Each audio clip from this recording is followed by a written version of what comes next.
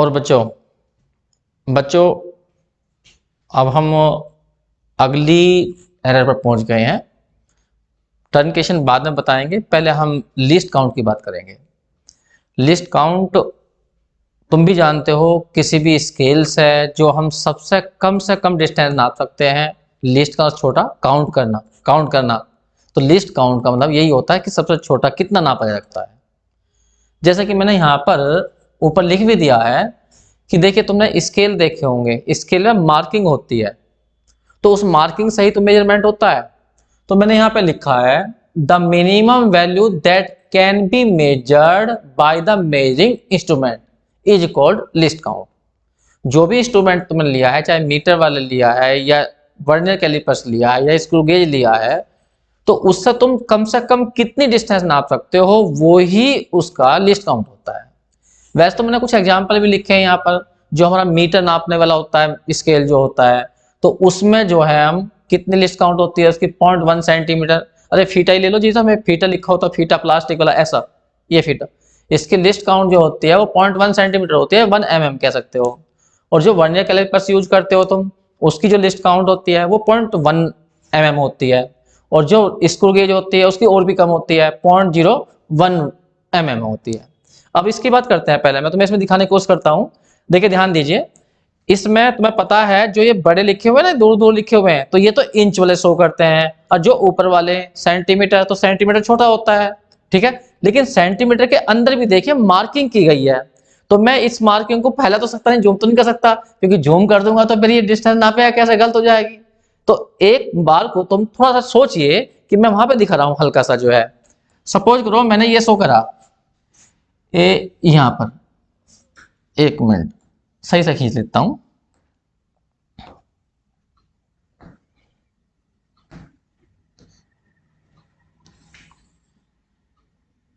ये ठीक, एक लाइन ड्रॉ करी मैंने, और इसमें यहां पर 0 लिखा हुआ है, यहां 1 लिखा हुआ है। सेंटीमीटर की बात कर रहा हूं, ध्यान रखना।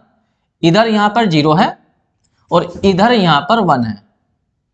एक मिनट, यहां पर 1 है, यहां पर 1 है। सिंपल ले लेता हूं, क्या इतना चक्कर पड़ना। इधर 0 लिखा हुआ है और इधर 1 लिखा हुआ है, और इसके बीच में इन्होंने क्या करा है, और छोटी छोटी मार्क, बस मैंने इतने वाले पोर्शन दिखाया, इतने पोर्शन दिखाया हुआ, इतना बड़ा करके जानबूझ के, ठीक है। तो इसके बीच में इन्होंने मार्किंग करी है। इसमें एक यहाँ बीच में 5 आ रहा है, मतलब 1 2 3 4 और ये 5 6 7 8 9 और ये 10। तो यहां से यहां तक हमारा 1 सेंटीमीटर है, ये हमें सबको पता है, ठीक।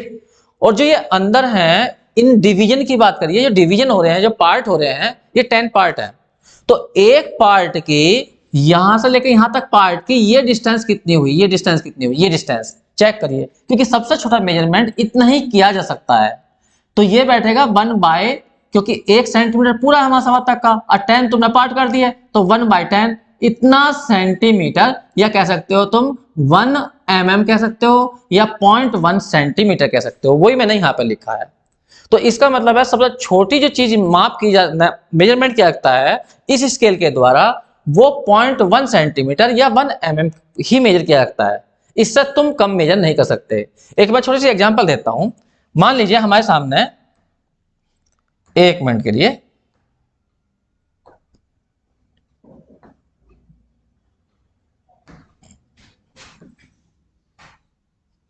मैं इसको रोटेट कर लेता हूं।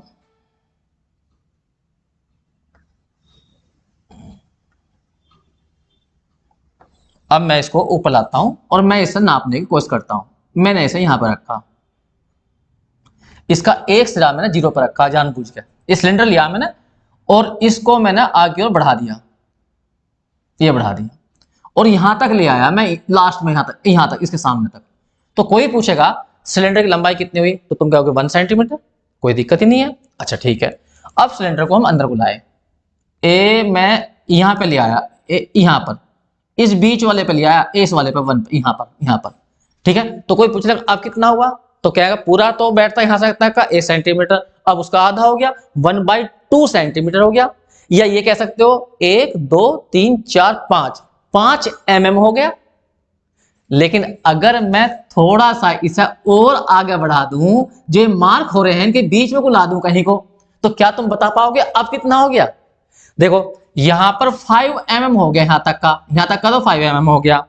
एक मिनट, यहां तो बैठ गया 5 mm और ये है 6। अगर ये वाला सिरा इसका, इस सिलेंडर का सिरा 5 पर होगा तो फिर तो 5 mm हो गया, और थोड़ा सा आगे बढ़ गया, यहां पर ना 6 पे है ना 5 पे है। अब क्या कहोगे तुम? अब तुम केवल अंदाज से लिख सकते हो। तुम यहां पर तो कह सकते थे 5 mm की लंबाई होगी, यहां जाता तो 6 mm की, और बीच में कोई है तो तुम इसको नहीं बता सकते क्योंकि नाप ही नहीं सकते। इससे छोटी और मार्किंग कोई इसके अंदर नहीं हो रही, तो इसे ही बोलते हैं लिस्ट काउंट। तो इसका जो लिस्ट काउंट है वो है 1 mm, बस 1 mm तक नाप सकते हो, उससे और कभी कोई छोटी चीज हो गई तो वो तुम नहीं नाप सकते। तो ऐसे ही वर्नियर कैलिपर्स का ये लिखा हुआ है, इस गेज का ये लिखा हुआ है, और इसके कारण जो प्रॉब्लम होती है, जो एरर आती है, उसी को बोलते हैं लिस्ट काउंट एरर। मैं तुम्हें बता चुका पहले भी, लेकिन फिर भी बता दिया मैंने। तो लिस्ट काउंट एरर का मतलब यहाँ पे यही है कि भाई जो लिस्ट काउंट है उसके कारण जो एरर होती है। अब देखिए जैसे यहाँ पे 5 से आगे पहुंच गया, अब तुम अंदाज से तो लिखोगे 5.1 mm या 5.2 mm, तो वो जो बाद वाली बात बता रहे हो तुम वो अंदाज से कह रहे हो, तो इसका मतलब वो एक्यूरेट तो है नहीं, तो उसमें एरर आ जाएगी। तो उसी को बोलते हैं लिस्ट काउंट एरर। और लिस्ट काउंट एरर निकालने का एक बहुत से लोग तुक्का बताते हैं। जैसे मान लीजिए, मैं इसकी बात नहीं कर रहा, किसी भी चीज का मेजरमेंट किया गया, कोई नंबर था उसका मेजरमेंट करा, और मेजरमेंट करके तुमने चाहे वर्नर किसी से भी करा है 3.782 ये आ गया मान लीजिए मेजरमेंट। अब सेंटीमीटर में या मीटर में छोड़िए उस बात को, तो जो भी है किसी नंबर का मेजरमेंट ये हुआ, तो यदि तुम्हें लिस्ट काउंट चेक करना है कि उसका लिस्ट काउंट कितना रहा होगा जिससे नापा गया होगा, तो बड़ा आसान सा तरीका होता है इसके, सारे नंबरों को 0 कर दो लेकिन लास्ट का नंबर 1 कर देना, तो इसका लिस्ट काउंट जो बैठ जाएगा, लिस्ट काउंट जो है वो इतना बैठ जाएगा 0.001, या कह दीजिए 1/100, वो 1/1000 ये। तो ये इसका लिस्ट काउंट निकल आता है। तो ये शॉर्टकट है लिस्ट काउंट निकालने का। अब ऐसे ही हम एक चीज और नहीं पढ़ेंगे अब, टर्नकेशन एरर। ठीक है, टर्नकेशन एरर क्या होता है? तुमने देखा होगा जब हम किसी चीज को सीरीज वाले क्वेश्चन करते हैं तो उन्हें सीरीज वाले क्वेश्चनों को एक्सपेंड कर लेते हैं, और कभी कभी हम क्या करते हैं, शुरू के 2-3 टर्म लेकर और उसको सम निकाल कर कहते हैं कि इसका लगभग इसकी वैल्यू इतनी बैठी होगी, बाद की टर्म छोड़ देते हैं। लेकिन बाद की टर्म छोड़ने से क्या होगा, क्या उसकी एग्जैक्ट वैल्यू पर असर नहीं पड़ेगा? असर पड़ जाता है, क्योंकि तुमने शुरू की टर्म ले लिया और बाद की ये कहकर छोड़ देते हो तुम कि हाँ भाई ये बहुत छोटी होती जा रही है तो टेंड्स टू 0। एक मैं छोटी सी एग्जांपल समझाता हूँ, समझ में नहीं आएगी। देखो वैसे मैंने लिखा क्या है वो देख लीजिए। टर्नकेशन एरर क्या है? Truncation error is the difference between truncated, truncated का मतलब कट ऑफ, कुछ टर्म हमने उसमें कट करी वे निकाल ली, बाकी सब छोड़ दी, तो टर्नकेटेड कट ऑफ कह दिया मैंने यहाँ पर value and the actual value, जो उसकी एक्चुअल वैल्यू होगी और जो तुमने टर्नकेटेड करके निकाल लिया उसमें से वैल्यू, उनमें से का जो डिफरेंस होगा वही कहलाएगी वहां पर टर्नकेशन एरर। देखिए मैंने एक एग्जांपल दिया, इससे समझ में आएगा तुम्हें। ये एग्जांपल दिया है मैंने, एक ये इनफाइनाइट सीरीज दी है। इस इनफाइनाइट सीरीज को ध्यान से देखिए, ये 1/2, 1/4, 1/8, 1/16, ये एक जीपी है, जीपी। ठीक, कोई तुमसे कहने लगा इसका सम निकालिए, तो सम तुम बड़े आराम से निकाल सकते हो, कोई बात नहीं है, क्योंकि जीपी है, जीपी का सम निकालना जानते हो, और इसके अंदर इनफाइनाइट टर्म है। लेकिन यदि लो मैं फॉर्मूला देता हूं, एस इनफाइनाइट का फॉर्मूला होता है a/1 - r।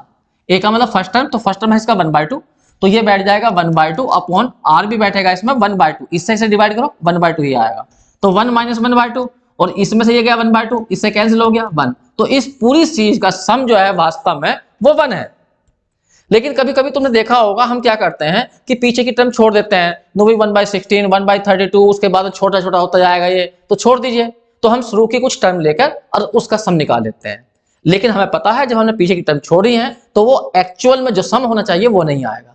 देखिए सपोज करो मैंने इसकी 4 टर्म ली और बाद के सारी टर्म छोड़ दी, S4 का मतलब 4 टर्म, वो था इनफाइनाइट टर्म का सम, तो 1/2 प्लस 1/4 प्लस 1/8 प्लस 1/16, और सब मैंने छोड़ दी। तो क्या ये इतना हो सकता है 1 के बराबर? नहीं हो सकता, ये तो अंतर आ जाएगा क्योंकि तुमने बाद की टर्म छोड़ दी है, तो इन दोनों में कुछ अंतर आ गया, तो वही जो अंतर आया, जो डिफरेंस आया, वही टर्नकेशन एरर होती है। तो इसे सोल्व कर लीजिए, कितना बैठ जाएगा यहाँ पर, सोल्व करोगे तो 16 कर लीजिए, 2 8 16 यहाँ बैठ गया, 4 चौक 16 यहाँ बैठ गया, 8 दूनी 16 यहाँ बैठ गया, 1 बैठ गया, कुल मिला के बैठ गया 10, 4 14 15, 15 बटे 16 ये बैठ गया। तो इतना बैठा। अब कोई पूछना कि ट्रंकेशन एरर कितनी हुई, तो ट्रंकेशन जो एरर हुई वो बराबर क्या हुई, जो एक्चुअल वैल्यू है वो 1 थी और जो अप्रोक्सीमेट वैल्यू है वो 15/16 है। तो यहां पे इसे माइनस कर दीजिए तो ये बैठ जाएगा 1/16। तो ट्रंकेशन एरर जो है वो इतनी बैठी, ये रहे। तो इस तरह से हम ट्रंकेशन एरर निकाल सकते हैं जब भी जाता है ये सीरीज में कुछ फॉर्मूलों में भी ऐसे होता है। कुछ एक क्वेश्चन करके दिखाऊंगा अभी कि फॉर्मूला में भी ट्रंकेशन एरर निकलती है। जैसे ज्यादातर ये सीरीज के रूप में ही यूज होती है। जब सीरीज होती है तो उसमें कुछ टर्म छोड़ देते हैं, बहुत सारे क्वेश्चन करते हैं हम, उसमें बाद वाले टर्म जो है कहते हैं कि हाँ भी ये बहुत ज्यादा छोटे होते जा रहे हैं, इन्हें छोड़ दीजिए। तो न्यूमेरिकल मेथड में तो ज्यादा यूज होती है ये, काफी सारे हमने देखा होगा प्रूफ किए थे तो प्रूफ करने में बाद वाले टर्म छोड़ देते हैं हम। तो ऐसे ही यहाँ पर जो हमने पीछे वाले टर्म छोड़ दिए हैं और लगभग वैसे 4 टर्म का सम निकाला तो 100% इसमें अंतर आ गया होगा, तो उसी अंतर को हम बोलते हैं ट्रंकेशन एरर। एक एग्जांपल और करके दिखाता हूं मैं तुम्हें। देखिए यहाँ पे एक एग्जांपल है, ट्रंकेशन एरर निकालनी है तुम्हें f'2 पर। फंक्शन तुम्हें दिया है fx = x² और f'2 की वैल्यू बतानी है कितनी एरर बैठे उसमें। देखो और एक कहा उसने फॉर्मूला लेना f' का। देखिए अगर हम सिंपल तरीके से f'2 की वैल्यू निकालें तो इतनी बैठेगी। सॉल्यूशन लिख रहा हूं मैं यहां पर, सॉल्यूशन। देखिए fx की जो वैल्यू है वो है x²। अगर हम सिंपल डिफरेंशिएट करें तो इसकी वैल्यू हो जाएगी 2x। अब इसमें हम पुट कर दें x की जगह 2। जब x की जगह 2 करेंगे तो f'2 की वैल्यू बैठ जाएगी 4। तो ये तो इसकी एक्चुअल वैल्यू आ गई, बिल्कुल रियल वैल्यू ये आ गया f'2। लेकिन उसने कहा कि यदि इस फॉर्मूले का इस्तेमाल करो तुम और इसमें h की वैल्यू इतनी लेके चलो तब निकालना। तो तुम्हें याद होगा ये क्या चीज है, ये है हमारा फर्स्ट प्रिंसिपल। बस थोड़ी सी कमी रहेगा इसमें, यहां लिखा होता है limit h tends to 0। h 0 की ओर टेंड्स कर रहा है, तो उसने टेंड्स नहीं कराया, उसने कहा h की वैल्यू इतनी लेके चलो। ये भी बहुत कम है, 0.2 है, तो तब निकाल के दिखाना। जबकि यहाँ फॉर्मूले में होता h टेंड्स टू 0, तो इसका मतलब जो इस फॉर्मूले से f'2 की वैल्यू निकलेगी वो एक्यूरेट नहीं आएगी, इतनी थोड़ी अंतर आ जाएगा। देखते हैं कितना अंतर आता है। देखो अब मैं इस फॉर्मूले से निकालता हूं, ये तो मैंने डायरेक्ट फंक्शन से निकाल दी, ये तो हमारी ट्रू वैल्यू हुई, लिख देता हूं मैं, ये हमारी ट्रू वैल्यू है। अब हम देखेंगे इस फॉर्मूले से जो निकलेगी वो कितनी निकलेगी। f' का फॉर्मूला दिया उसने कितना, fx + h माइनस fx और अपॉन में दिया है h। अब इसमें पुट करिए x की जगह 2, तो यहाँ f'2 की जो वैल्यू आएगी वो आएगी f2 + h माइनस के f2 और अपॉन में h। अब जो h की वैल्यू उसने दी है वो रखिए, h की वैल्यू दिया उसने 0.2, तो यहाँ पे हम 0.2 रखते हैं, तो 2 + 0.2 अब प्लस के f2 माइनस के f2, माइनस है ये f2 और अपॉन में कितना 0.2। इसे सोल्व करिए, 2.2 और माइनस के f2। फंक्शन की वैल्यू चेक करिए क्या थी, फंक्शन थी fx = x², अपॉन में है 0.2, 2.2 का स्क्वायर आ जाएगा, माइनस के हो जाएगा 2 का स्क्वायर 4, अपॉन में आ जाएगा 0.2। 2.2 का स्क्वायर करो, मैं हल करके देख लेता हूं। 0.2 का, हाँ कितना करना है तुम्हें, 2.2 का स्क्वायर, तो 22 और 22, 4 2 तो यहां आ गया, 4 यहां आ गया, 2 आ गया, कुल मिला के आ गया, गलत लिखा गया, एक मिनट ये थोड़ी सी गलती हो गई, फिर दोबारा चेक कर लेते हैं।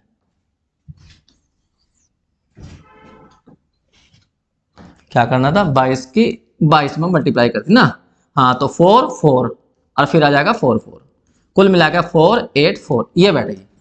0.2 के बाद में आ जाएगा तो 4.84 बैठ गया, और यहाँ आ गया 4 और नीचे आ गया 0.2, तो कुल मिला के ये बैठा तुम्हारा 0.84 अपॉन 0.2, या 2 से डिवाइड कर दीजिए, तो 2 से डिवाइड करोगे 2.4 आ गया, नहीं 2.2 4.2 4.2 4.2। तो देखो क्या ये एग्जैक्ट वैल्यू आई जो इतनी यहाँ ट्रू वैल्यू थी, नहीं बैठी। क्यों नहीं बैठी, क्योंकि तुमने फॉर्मूले में चेंज कर दिया। फॉर्मूले में तो यहाँ होता है limit h tends to 0, h 0 की ओर तरफ टेंड्स कर रहा है, और तुमने h की वैल्यू 0.2 भर दी, एक फिक्स वैल्यू भर दी, जबकि तुम्हें टेंड्स करानी थी, तो इसलिए फॉर्मूले में चेंज हो गया। तो फॉर्मूले में चेंज हो गया तो इसलिए फॉर्मूला ट्रू वैल्यू नहीं दे पाया, इसमें चेंज आ गया। कितने का आ गया, देखो यहाँ 4 वैल्यू थी एग्जैक्ट वैल्यू, और जबकि यहाँ कितनी बैठी है 4.2, तो एरर कितने की आ गई, 0.2 की एरर आ गई। तो इसे ही बोलते हैं ट्रंकेशन एरर। तो फॉर्मूलों में, सीरीज में ज्यादातर ट्रंकेशन एरर निकलती है इसी तरीके से। तो यहाँ पे लिख देंगे हम ट्रंकेशन एरर कितनी बैठी, इक्वल टू, ध्यान रखना पहले वो काम करना उसके बाद ये करना यहाँ से। तो ट्रंकेशन एरर कितनी बैठी, तो ट्रू वैल्यू थी हमारी यहाँ पे 4 और माइनस जो हमारी अप्रोक्सीमेट वैल्यू बैठी इस फॉर्मूले के अनुसार वो बैठी 4.2, तो कुल मिलाकर बैठ जाएगी 0.2। तो ये आ गए ट्रंकेशन एरर। तो इस तरह से ट्रंकेशन एरर निकालते हैं। मैं 2 एग्जांपल बताए हैं, और जब हम ऑब्जेक्टिव करेंगे तो ऑब्जेक्टिव के अंदर क्वेश्चन आएंगे, तो वहां फिर हम एरर वाले क्वेश्चन करेंगे, तो वो बाद में करेंगे। अभी तो हम और वीडियो बनाएंगे और टॉपिकों पर। फिलहाल ये टॉपिक यहीं खत्म हो जाता है, एरर वाला। अगर बच्चों तुम्हें ये वीडियो पसंद आती हैं तो इन्हें लाइक करिए, सब्सक्राइब भी करिए और बच्चों को बता दीजिए। ठीक है, ठीक है बच्चे, थैंक यू।